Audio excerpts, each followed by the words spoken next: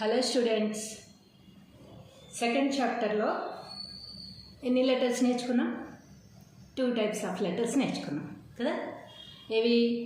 క, ఖ, గ, ఘ, ఇన్, చ, ఛ, జ, ఝ, ఇన్, అంతే కదా.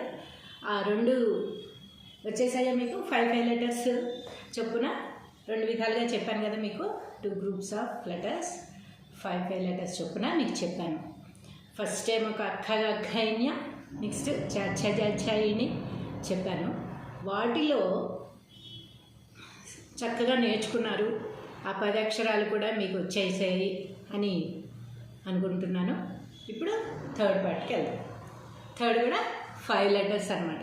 ఈరోజు కూడా మీకు నేను 5 లెటర్స్ చెప్పదలుచుకున్నాను. అవి ఏంటంటే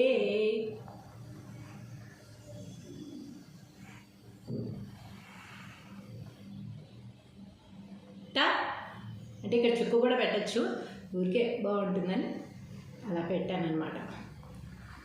రౌండ్గా పెడితే బాగుంటుందని. ఠ, దీనికి పొట్టలో చుక్కు ఉండాలి, కింద ఒత్తు ఉండాలి. డ,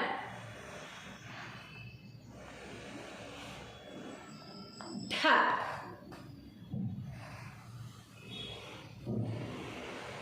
ఈ రెండింటికి పెద్ద తేడా ఏమీ లేదు. చ, ఛ ఎలా అయితే ఒకలాగే ఉండి కింద చొక్కిస్తామో ఇవి కూడా అంతే. డా, ఢ కూడా కింద ఒత్తు ఒకటి ఇస్తే సరిపోతుంది. అనా, నా అనొచ్చు. నా, ఇంకో నా ఉంటుందన్నమాట. దానికి దీనికి కన్ఫ్యూజ్ అవుతాం కనుక, కొంతమంది కన్ఫ్యూజ్ అవుతారు కనుక దీన్ని అణా అని పిలుస్తున్నారు అనమాట. యాక్చువల్గా అయితే నా, నా అనే కళ్యాణి వస్తుంది చూసారా, నా అనమాట. అణా అనేవాళ్ళు ఇదివరకు అలా. నా, ఇది నా అంటే అది వేరే అర్థం వస్తుంది, వేరే అక్షరం అయిపోతుంది, అది అర్థం కూడా మారిపోతుంది. కాబట్టి ఈ నా ఉపయోగించాల్సిన చోట ఈ నా మాత్రమే ఉపయోగించాలి. దీన్ని నా, నా అని పలకాలన్నమాట. అణా అని వస్తుంది అలా. ట, ఠ, డ, ఢ, నా. ట ఎలా రాస్తున్నాం మనం? ఇలా తీసుకొచ్చి ఆకి ఎలాగైతే మనం ఫస్ట్ ఆకి స్టార్ట్ చేసాం కదా, అలాగే స్టార్ట్ చేయాలి. కానీ పైకి వెళ్ళకుండా ఇక్కడి వరకే ఉంచి ఇంకొక కొమ్ము ఇవ్వాలన్నమాట. దీనికి పైన ఒక చుక్కలాగా వస్తుంది. ఇది ట. ఠ ఎలాగా?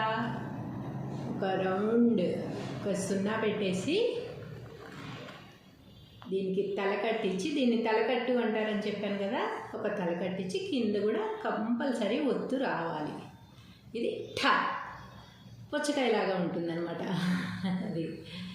డ అనేది మనం ఊ రాసాం కదా, ఆ ఈ తర్వాత ఊ అనే అక్షరం రాసాం కదా, అలాగే రాసి దాంట్లో ఏం చేసాము, లోపల ఒక గీత పైన ఒక గీత పెట్టాం. ఆ 2 గీతలు లేకుండా ఓన్లీ తలకట్టు మాత్రమే పెట్టాలి. ఇది డ. ఇది ఢాకి సేమ్ అలాగే ఊలాగే రాసి లోపల గీతలు బయట గీతలు తీసేసి పైన ఒక తలకట్టు కిందకు ఒత్తు ఇవ్వాలి. దీన్ని ఒత్తు అంటాం అన్నమాట.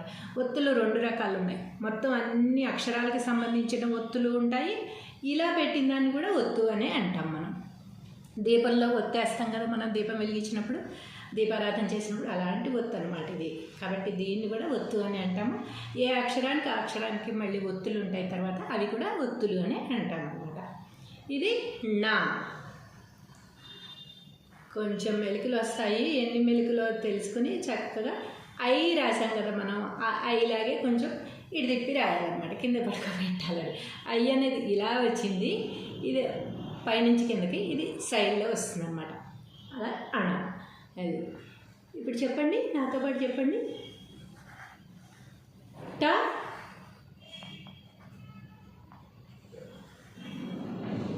ఠ. కొంచెం ఒత్తి పలకాలి. 2వ అక్షరం కదా ఇది, ఒత్తుంది కదా కింద, ఒత్తి పలకాలన్నమాట. సెకండ్ లెటర్ ఏదైనా సరే కొంచెం ఒత్తి పలకాల్సి వస్తుంది. ఫస్ట్ లెటర్కి ఆ ఒత్తు అనేది లేకుండా పలకాలి. డ అంతే. డ అనే పలకాలి తప్ప ఢ అని దాన్ని పలకూడదు. ఎప్పుడైతే ఒత్తు వచ్చిందో దీన్ని ఢ, ఢ అనాలి. అణా. నా అనొచ్చు. నా కణకణమండే నిప్పు రవ్వలు అంటారు చూసారా, అప్పుడు ఈ నా ఉపయోగిస్తాం అనమాట. నా అనే పలకాలి దీన్ని, నా అని అనకూడదు. నా ట ఠ డ ఢ నా. ఇంకొకసారి చెప్తున్నాను, జాగ్రత్తగా గమనించుకుని ప్రొనౌన్సియేషన్ ఎలా పలుకుతున్నాను అనేది చూసి పలకండి. ట ఠ డ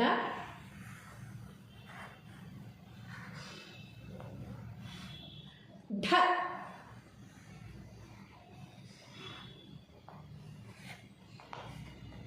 నా.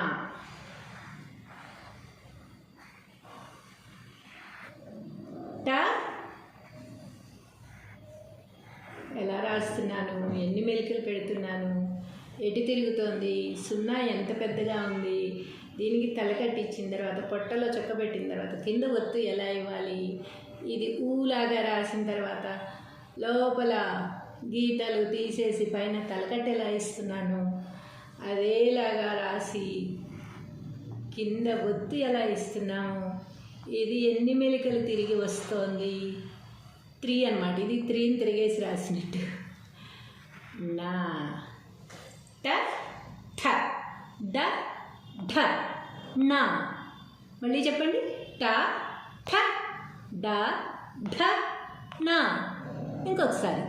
ట ఠ డ ఢ నా. ఈ 5 అక్షరాలు ఈరోజు చక్కగా నేర్చేసుకోండి, సరేనా? రేపు మళ్ళీ కలుద్దాం. By by students.